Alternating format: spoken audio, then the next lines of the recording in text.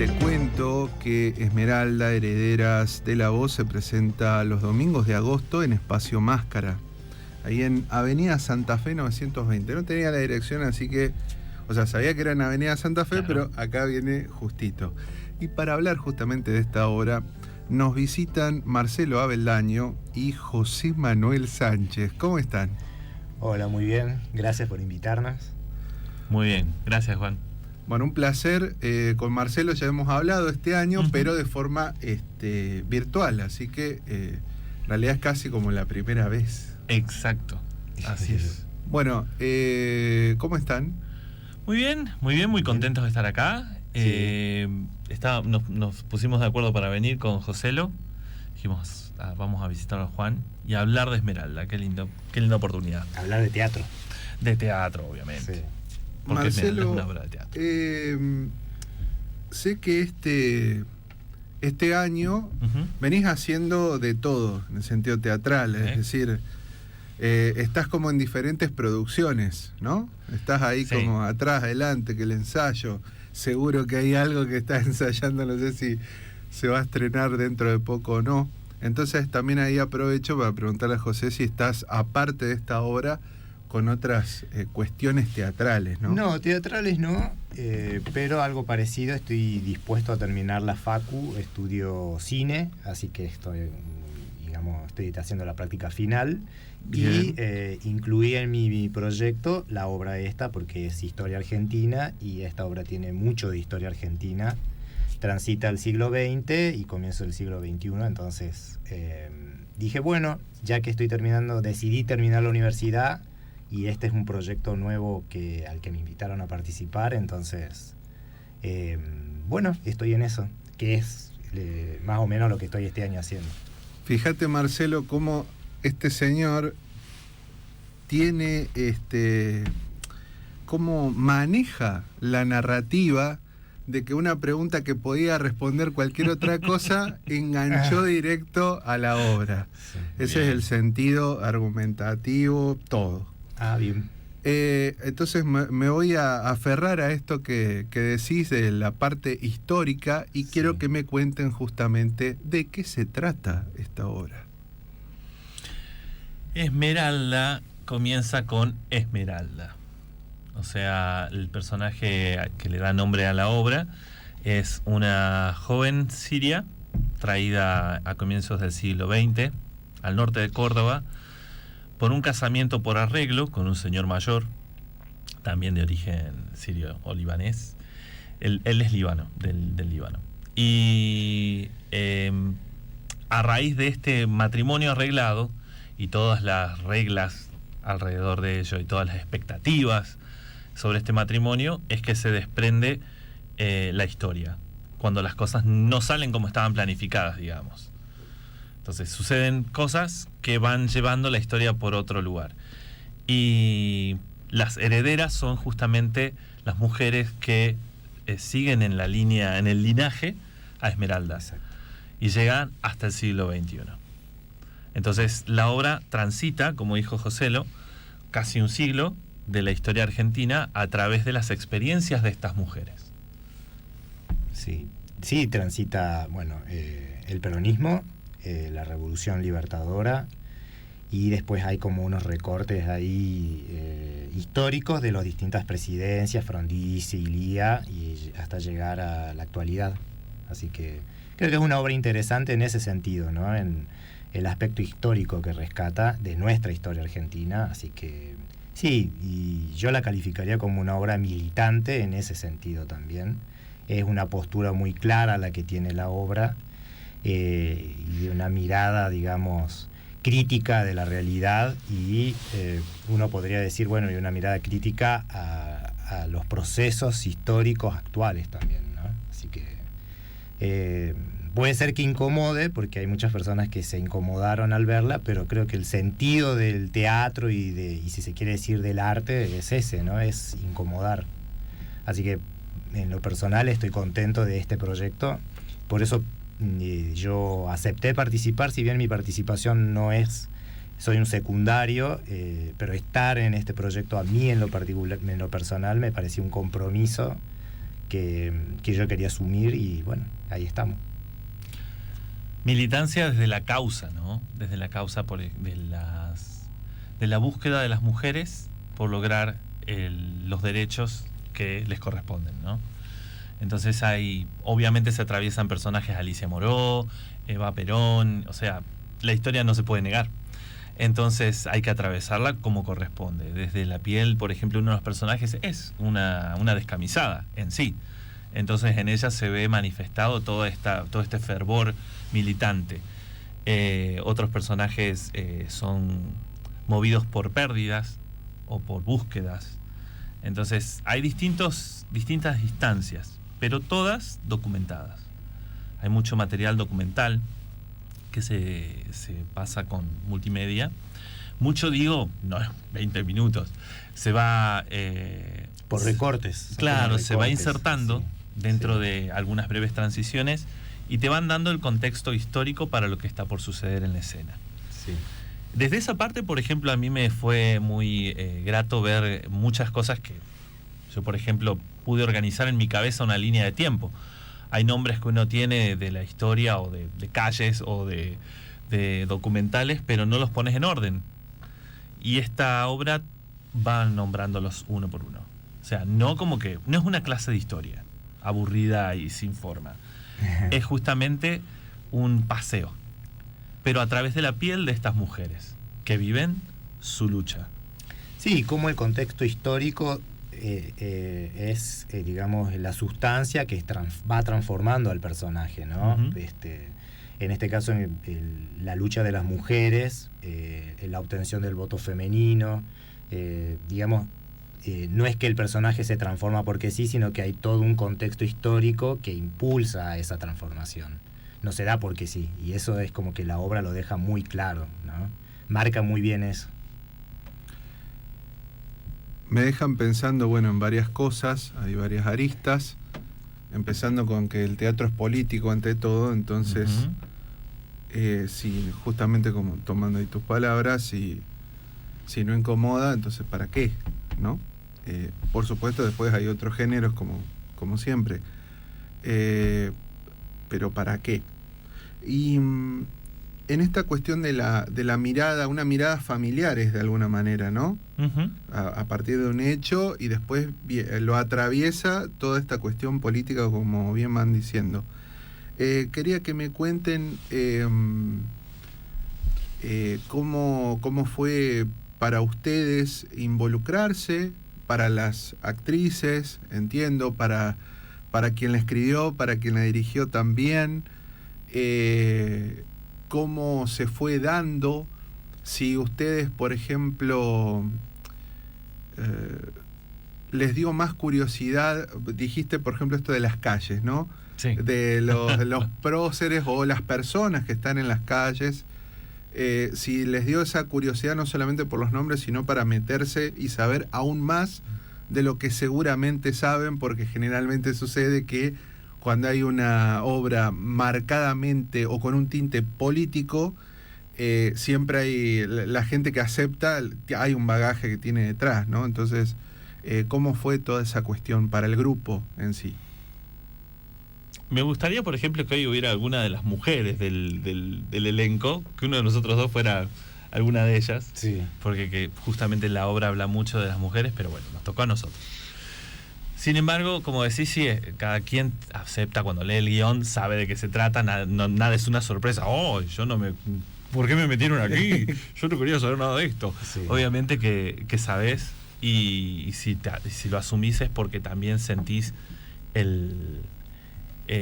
no sé si el llamado o que es necesario hacerlo. Como la directora nos pasaba un texto de Brecht que decía: el arte no es espejo para reflejar la realidad, sino un martillo para transformarla. Y creo que también yo no hago teatro, o dejé de hacer teatro, si quiero decirlo mejor, para simplemente hacer reír a la gente. El teatro de comedia me gusta, el teatro grotesco es muy bello, pero entendí que si no tiene un sentido, un para qué, ¿por qué lo hago? Simplemente para pasar el tiempo. Siento que pierdo un poco el tiempo también. Quizás es una cuestión muy personal, Pero este texto que Nelly Ramos Almada es la directora y la dramaturga. la dramaturga, ella lo plantea desde un llamado a una necesidad personal de salir con el teatro a transformar la realidad o a combatir la realidad que no está bien o que está no sé, atropellando algunas cosas que deben ser respetadas, ¿no?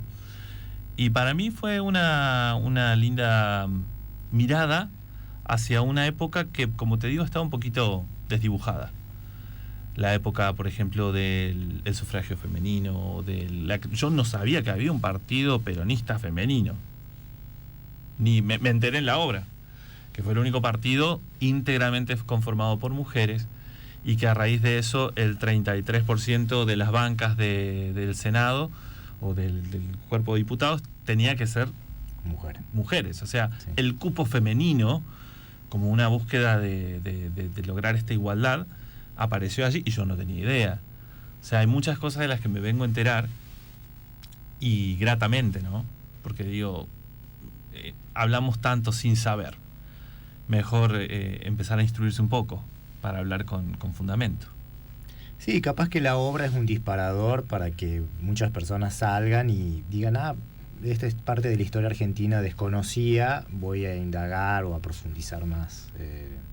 Yo en lo personal no veo al teatro o al arte en sí como algo que sea transformador. No creo que la persona que no esté de acuerdo con esas ideas vea la obra o vea un hecho artístico y cambie rotundamente de opinión. Me parece que no veo eso, no me creo tan solemne de creer que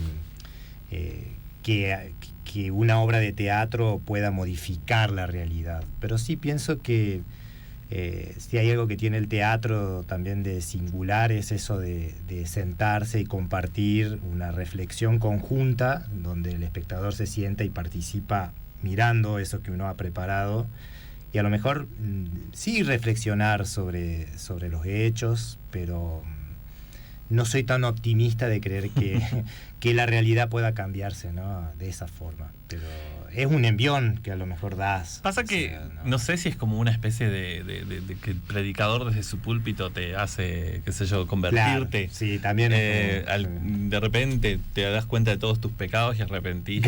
Claro. No creo que sea un evento tan religioso o tan drástico. Sí. Pero es el diálogo el que hace que las sociedades cambien, o sea, para bien, ¿no? No para mal. Para mal es justamente el silencio.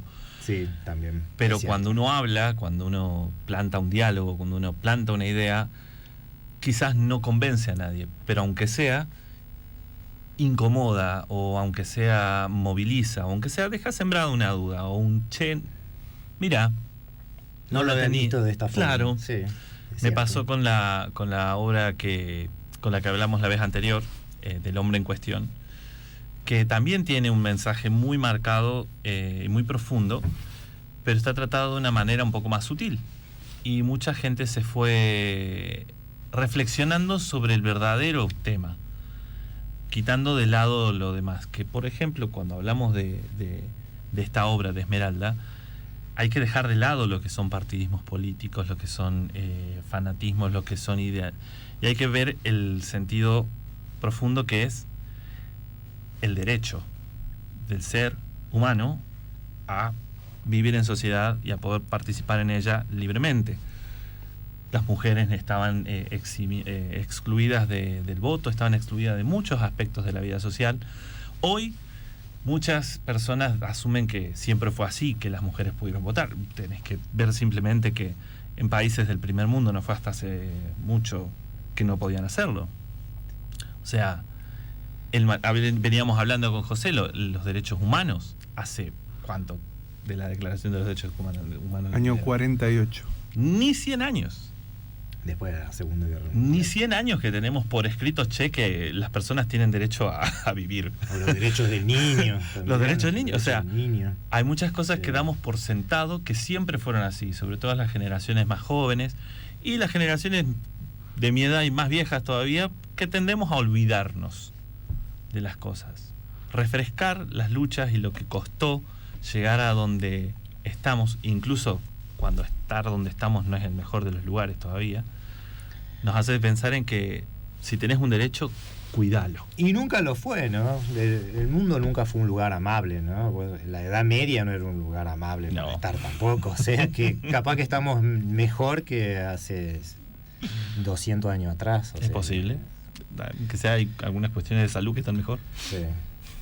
Hay un timing muy bueno con esta obra porque está en auge con esta cuestión, no sé si lo sabían, ha salido en las noticias hace un par de semanas, que hay un grupo sería amas de casa ahí en Estados Unidos, que el planteo, esta gente ultraconservadora, es que las mujeres no necesitan votar, sí, porque ¿para qué si lo hace el marido? Su marido vota por ellas. Claro. Entonces, qué mejor que ir a... Sí, quieren volver a las mujeres al hogar, ¿no? Que no haya participación política. Muy del cuento de la criada, de un libro de Margaret Atwood, que ella en su prólogo dice: yo no inventé nada, yo tomé hechos de la historia y los uní y conté esta historia, ¿no? O sea, y inclusive se basó en la desaparición de la Argentina de los niños, el robo de niños. Bueno, a veces la ficción es menos distópica que la realidad que se presenta, ¿no? Y es alarmante, si escuché esa noticia de... Sí.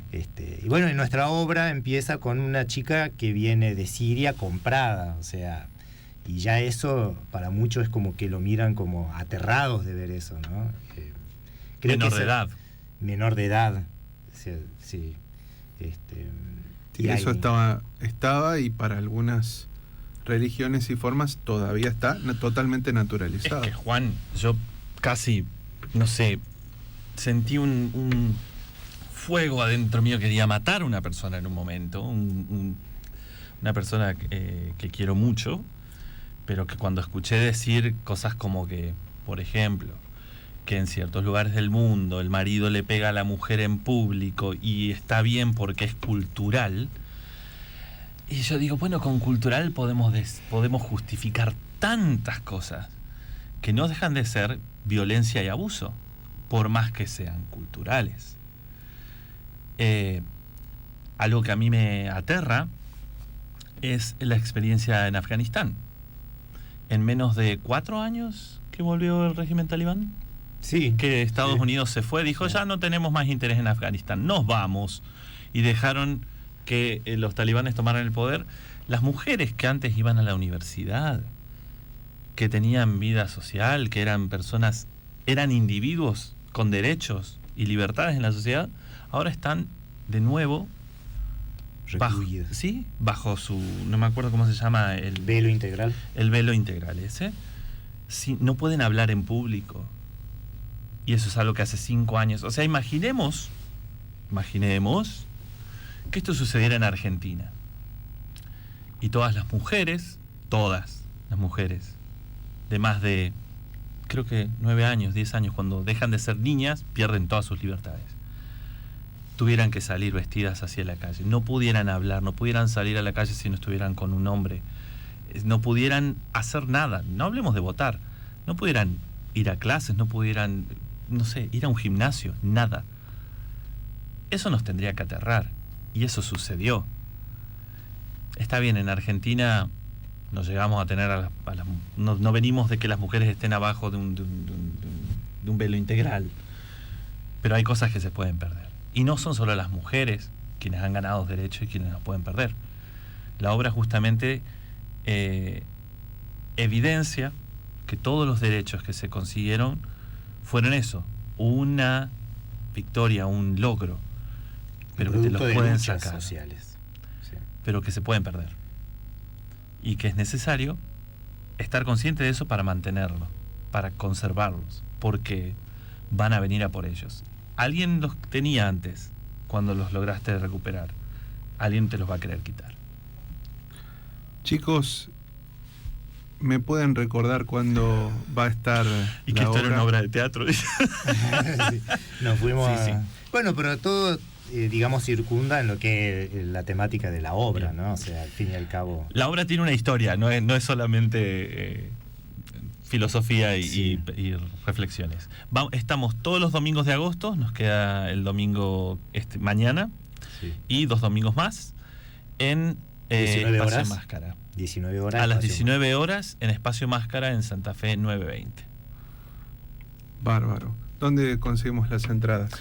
Las entradas las pueden conseguir escribiéndonos en el Instagram, sí, ¿sí? esmeralda.obra. Y si no, a alguno de nuestros perfiles nos contactan por ahí, sino también puedo darte un número de teléfono.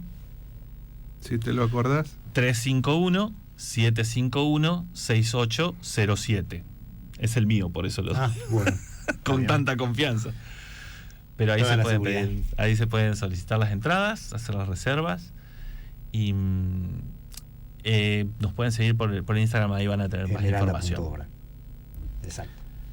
Marcelo, José, muchísimas gracias por haber venido.